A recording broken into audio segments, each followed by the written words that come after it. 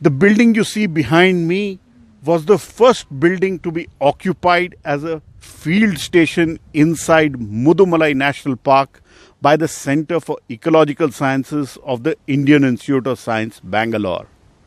And I was the first occupant of this building. The first night, we had parked our vehicle somewhere here, and there was a large sandalwood tree. The same night, Veerappan struck while we were sleeping inside and had cut that sandalwood tree and taken it away.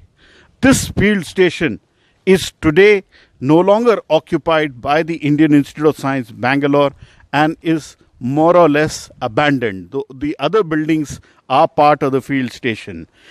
This was the place in 1986 where I first came in and spent the night here inside.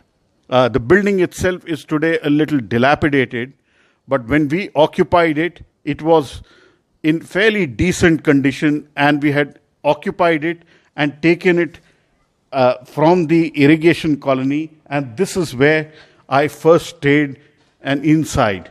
This was the room we occupied. This became our field station. This was the place where I slept for the first night. And across this place is where Veerappan struck on the first night and took that sandalwood tree away.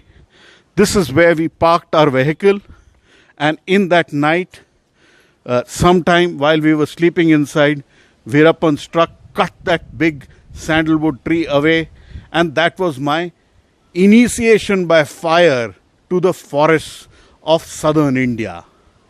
Veerappan was very active at that point, both as a poacher, poaching ivory, and also cutting and selling sandalwood. I was here as a student of the Center for Ecological Sciences studying the biology of this region.